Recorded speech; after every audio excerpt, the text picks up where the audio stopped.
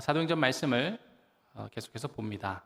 예수 그리스도가 십자가의 대속, 그리고 십자가에 대속하여 죽으셨고 부활하셨음을 증거한 대가로 사도들은 약간 울리는데 조금 조정 부탁드립니다. 산헤드린 공회에 붙잡혀서 신문을 받고 또 그들에게 협박을 받게 되었습니다.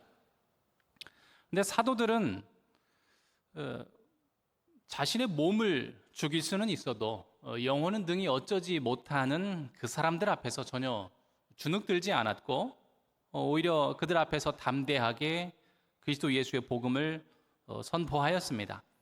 공회원들은 그 사도들의 이런 당당함과 지혜롭게 말하는 것을 보고 상당히 놀라고 당황스러워했습니다.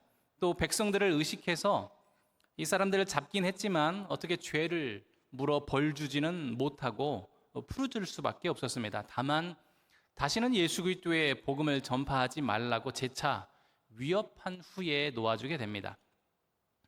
사도들은 풀려난 이후에 곧바로 교회로 돌아갑니다.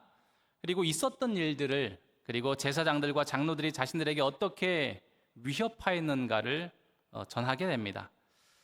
복음을 전파하지 말라, 그 말은 것인데 사실상 이것은 교회의 존재 이유를 부정하는 것이라고 할 수 있습니다. 복음을 전하지 않는 교회란 있을 수 없기 때문에 그렇습니다. 산헤드린 공회의 위협은 교회를 없애겠다고 하는 위협과도 같습니다. 그래서 이 소식을 들은 교회는 위기의식을 느꼈겠죠. 그리고 긴장감이 흘렀을 겁니다. 그러나 이후에 교회가 보여주고 있는 모습은 무엇입니까? 곧바로 하나님께 큰 소리로 기도하는 것이었습니다. 교회는 이 위기의 순간에 우리가 어떻게 이 위기를 모면할까? 어떻게 피할 것인가? 어떻게 우리가 대응해야 할 것인가를 모색하는 대신에 먼저 하나님께 기도하고 있습니다. 어떤 망설임이나 계산하는 것이 보이지 않습니다. 반사신경이 작용하듯이 즉시로 하나님께 소리 높여 기도했다고 성경은 기록합니다. 이전에 이 사람들은, 우리가 기억하는 복음서의 이 제자들은 다 겁쟁이들이었죠. 예수님께서 십자가에 돌아가신 직후에 우리들까지도 붙잡혀가서 죽임을 당할까 봐 두려워서 문을 걸어 잠그고 숨어 있었던 자들입니다. 그때 어떤 위협적인 말들을 들어서 그런 것이 아니라 그럴 것이다 라고 지리짐작했던 것이죠. 오히려 그들이 들었던 이야기는 예수께서 다시 살아나셨다라고 하는 그 부활의 기쁜 소식이었습니다. 그러나 그들이 도무지 믿으려 하지 않았고 이제 남은 내 인생 어떻게 하면 살 수 있을까를 걱정만 하고 있었습니다. 그래서 그렇게 전전긍긍하고 있는 그들에게 주님께서 찾아오셔서 너에게 평강이 있을지어다라고 말씀하시기 전까지 제자들 중 그 누구도 마음의 평강을 가졌던 자, 마음의 안정을 가졌던 자는 없습니다. 그런데 그랬던 그들이 지금은 완전히 다른 모습을 보이고 있습니다. 성령이 강림하시고 함께 하시며 성령의 지도하심을 받은 이후에 이 사도들의 모습은 완전히 새로운 사람들로 변화되어 있습니다. 예수님 이후에 또다시 교회는 지도자를 잃을 뻔했어요. 베드로와 요한이 죽을 수도 있었습니다. 그러나 그러한 사건이 있었고 또 집권자들이 구체적인 위협과 경고의 말을 들었음에도 불구하고 두려워 숨고 도망칠 궁리를 하는 대신에 하나님께 엎드려 기도하기 시작했습니다. 그것도 두려움에 사로잡혀서 살 길을 구하는 기도가 아니죠. 권세자들의 위협에도 불구하고 담대히 하나님의 말씀을 계속해서 증거할 수 있게 해달라고, 예수 그리스도의 복음을 계속해서 힘있게 증거할 수 있게 해달라는 간구였습니다. 몸은 죽여도 영혼은 능히 죽이지 못하는 자들을 두려워하지 말고 오직 몸과 영혼을 능히 지옥에 멸하실 수 있는 이를 두려워라 하고 말씀하신 주님의 말씀대로 사도들과 초대교회 성도들은 진정 두려워할 자가 누구인지를 이미 알고 있는 겁니다. 이미 체험적으로 몸소 경험으로서 알고 있는 것입니다. 우리는 이렇게 즉각적으로 하나님께 기도하는 초대교회의 살아있는 믿음을 본받을 수 있어야 되겠죠. 복음을 덮어두려고 하는 세상의 위협에 적극적으로 대적해서 주님께 받은 제자와 증인으로서의 사명을 담대하게 감당할 수 있어야 할 것입니다. 그런데 초대교회가 어떻게 이런 세상의 위협에 대해서 즉각적으로 그리고 바르게 반응할 수 있었을까요? 쉬운 대답은 성령을 받았기 때문이다라고 우리는 생각할 수 있습니다. 그런데 좀 모호하죠. 성령을 받았다는 것이 무엇인가? 우리가 확인할 수 있는 것은 성령께서 구체적으로 사도들 안에, 초대교회 성도들 안에 이루신 일이 무엇인가를 살펴봄으로써 좀 찾아볼 수 있을 것 같습니다. 우리는 그 흔적을 사도들과 교회가 지금 하나님께 올려드린 그 기도의 내용에서 좀 단서를 찾아볼 수 있을 것 같습니다. 교회가 지금 초대교회가 드리는 기도는 하나님께 대한 찬양과 신앙 고백으로 시작하고 있어요. 보통 문제가 생기면 당장 그 문제로 우리는 들어가기 쉬운데 하나님께 대한 찬양과 신앙 고백이 먼저 나오고 있습니다. 24절 후반절을 보니까 대주제여 천지와 바다와 그 가운데 만물을 지은 이시요라고 고백합니다. 하나님께서 우주와 그 역사의 창조주이심을 믿는다 고백합니다. 이 믿음이 초대교회 성도들이 두려움이 없는 이유라고 생각됩니다.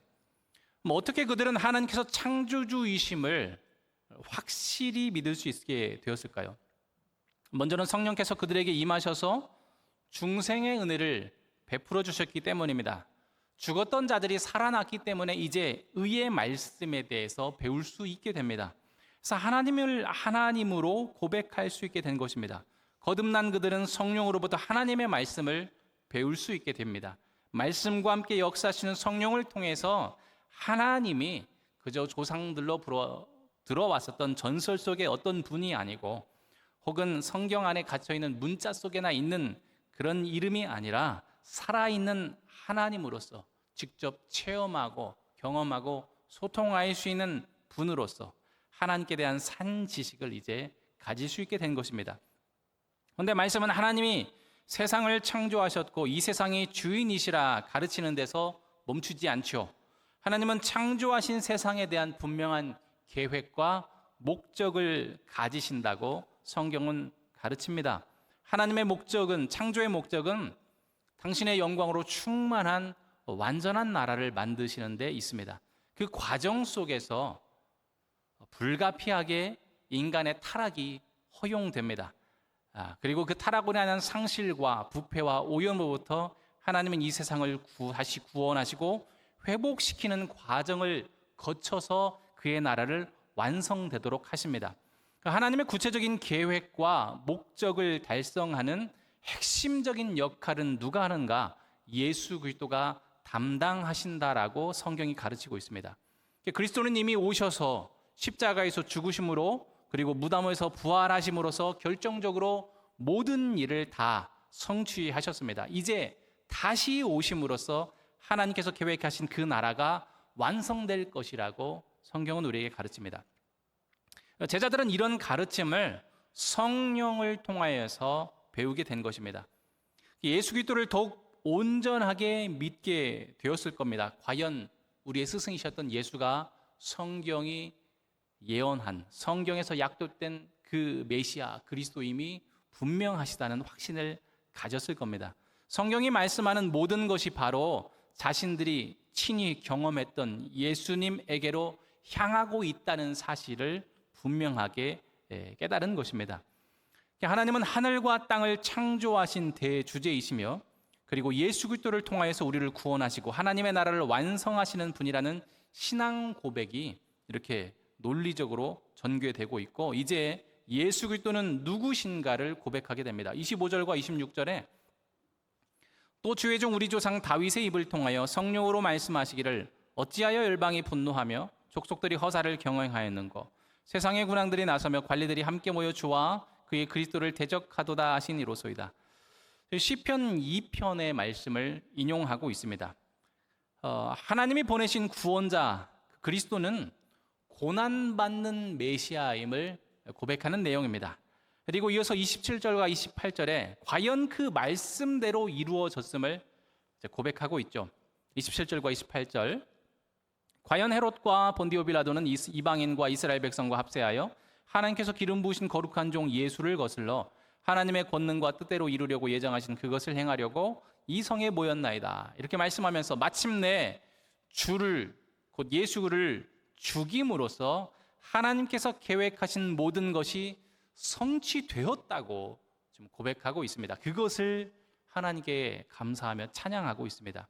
정리하면 하나님은 계획 가운데서 예수 그리스도를 이 땅에 보내셨고 그가 우리의 모든 죄를 대신하여 고난받고 죽게 하셨습니다. 그런데 놀랍게도 예수 그리스도의 십자가의 고난과 죽음이 우리의 죄에 대한 속량이 되었고 그것이 우리의 구원이 되었고 그의 나라의 완성이 되게 하는 결정적인 사건이었다고 지금 초대교회가 고백하고 있는 것입니다.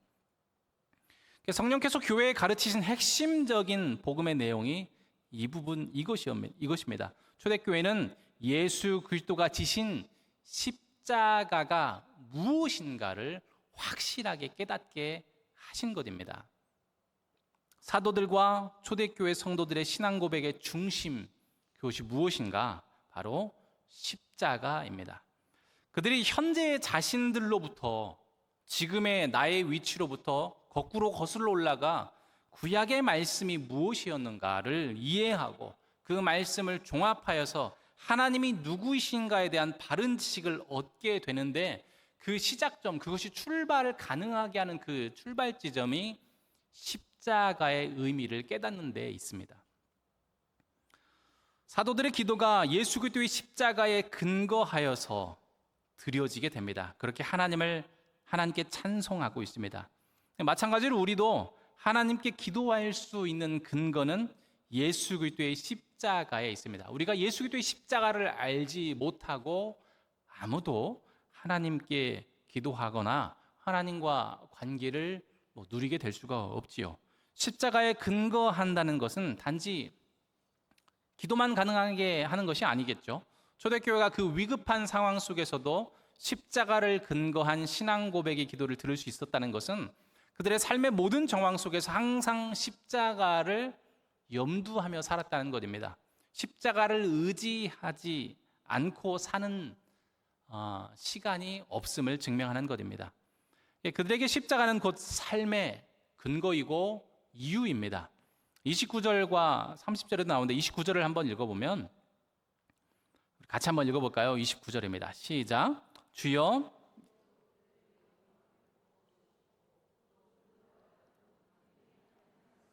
전하게 하여 주시오며.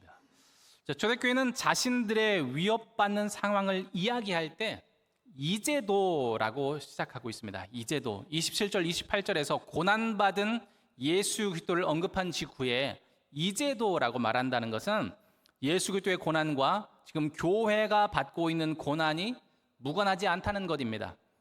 이것이 우리와 연결된 고난, 그리스도의 고난과 우리의 고난이 연결되어 있다는 고백이 되겠습니다. 갈라디아서 2장에서 사도 바울이 이렇게 얘기하죠. 20절에 내가 그리스도와 함께 십자가에 못 박혔나니 그런즉 이제는 내가 사는 것이 아니요 오직 내 안에 그리스도께서 사시는 것이라. 이제 내가 육체 가운데 사는 것은 나를 사랑하사 나를 위하여 자기 자신을 버리신 하나님의 아들을 믿는 믿음 안에서 사는 것이라. 성도들이 주님의 고난과 자신들이 당하는 고난을 연결짓고 있는 것은 그들이 그리스도 예수와 함께 연합하여서 주의 부활뿐만 아니라 그의 고난에까지도 그의 죽으심에까지도 동참하는 자가 되었음을 믿는다는 것입니다. 더 나아가서는 그 주와 함께 고난받기를 원한다는 마음 자세를 보여주는 것이기도 합니다. 사도 베드로는 고난받는 초대교회를 향해서 이렇게 격려했었습니다. 베드로전서 4장 12절과 13절에 사랑하는 자들아 너희를 연단하려고 오는 불시험을 이상한 일 당하는 것 같이 여기지 말고 오히려 너희가 그리스도의 고난에 참여하는 것으로 즐거워하라.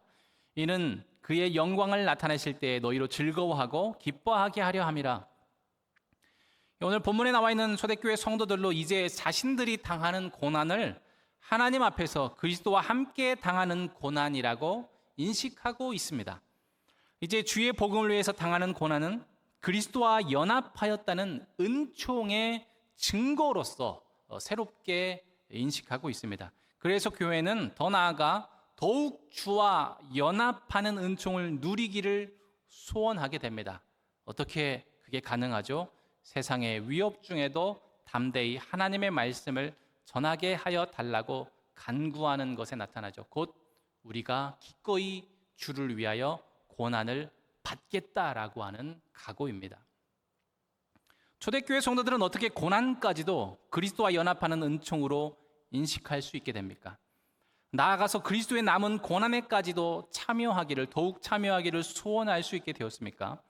그것은 그들이 성령을 통하여 예수 그리스도의 십자가의 고난의 의미를 분명히 깨닫고 믿었기 때문에 가능한 것이었습니다. 여러분, 우리에게 십자가는 어떤 의미를 가지고 있습니까? 십자가 하면 세상 사람들이 많이 오해합니다. 일어나서는 안 된 일이었는데 십자가는 정말 비극적인 사건이었다.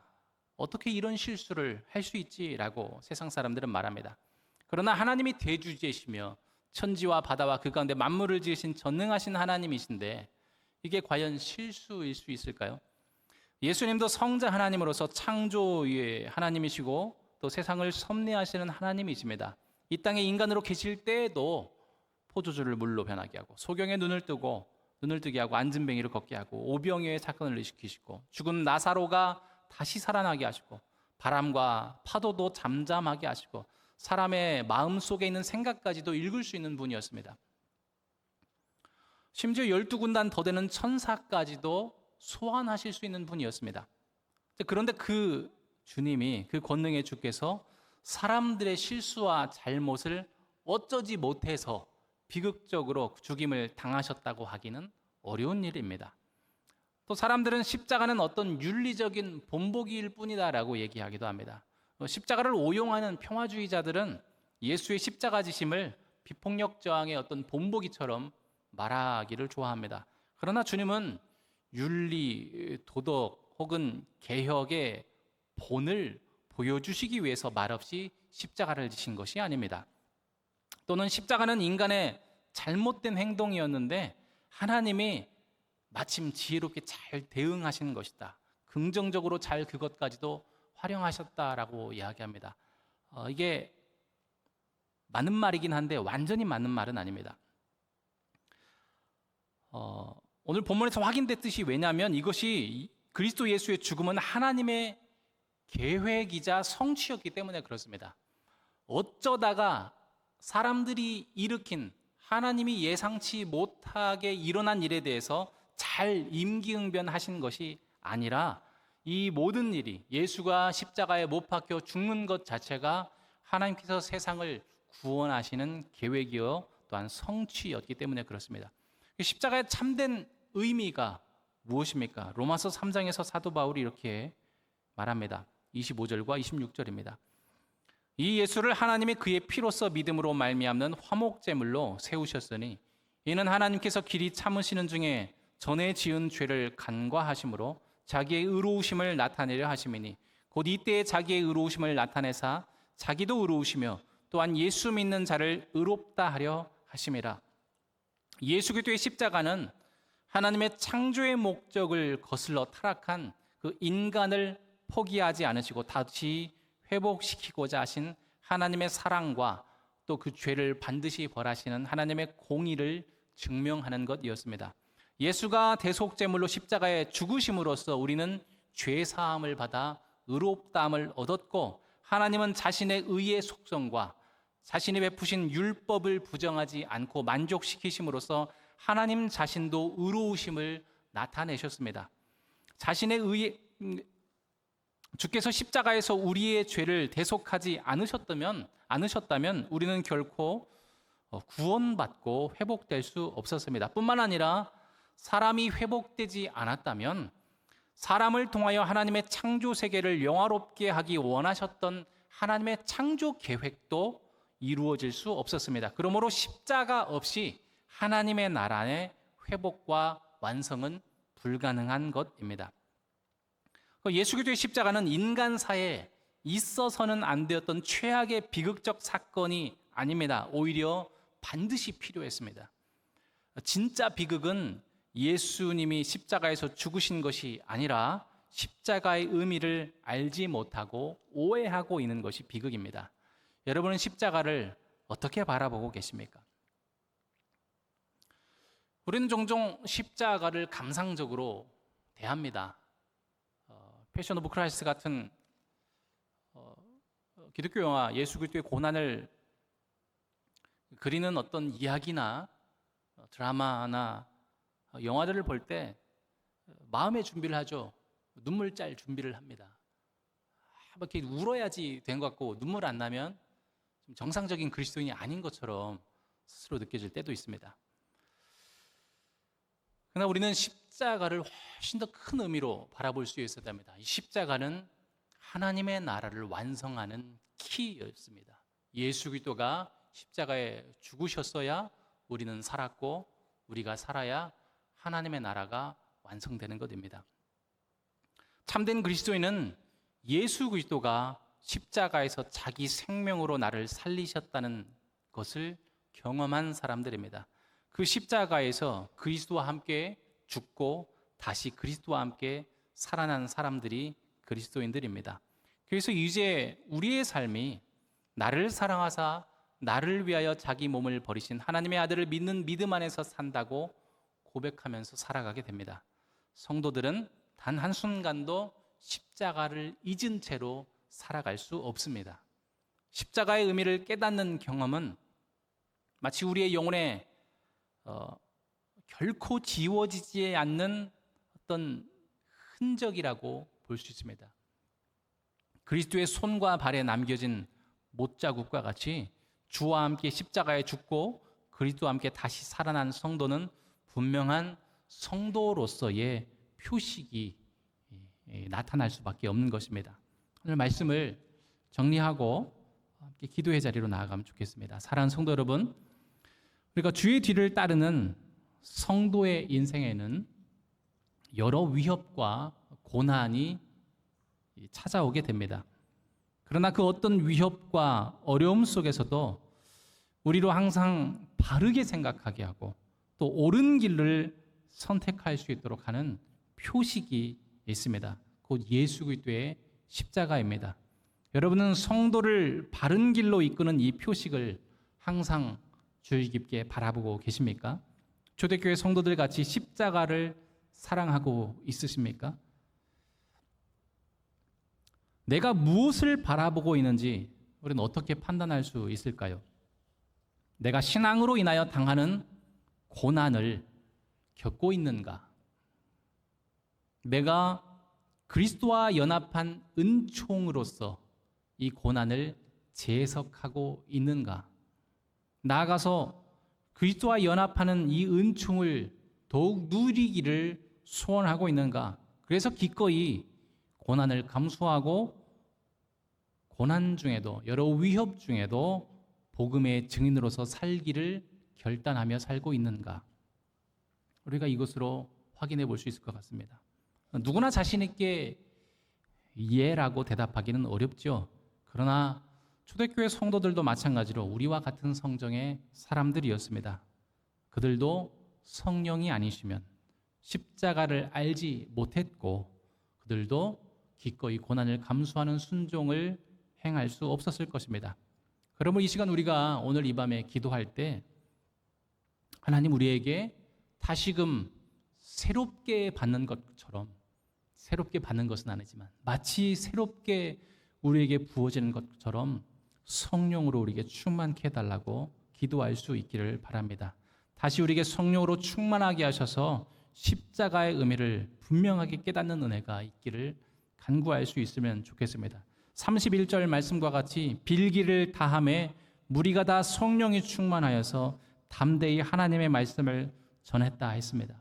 이러한 역사가 오늘 이 밤으로부터 우리 평안교회 가운데 나타나기를 소원합니다. 십자가를 통과함으로 하나님을 바로 알고 우리를 향하신 하나님의 뜻을 발견하여서 고난도 영광으로 알고 주님 가신 그 길을 기쁨으로 뒤따를 수 있는 참된 제자요 증인들이 되시기를 간절히 소원합니다.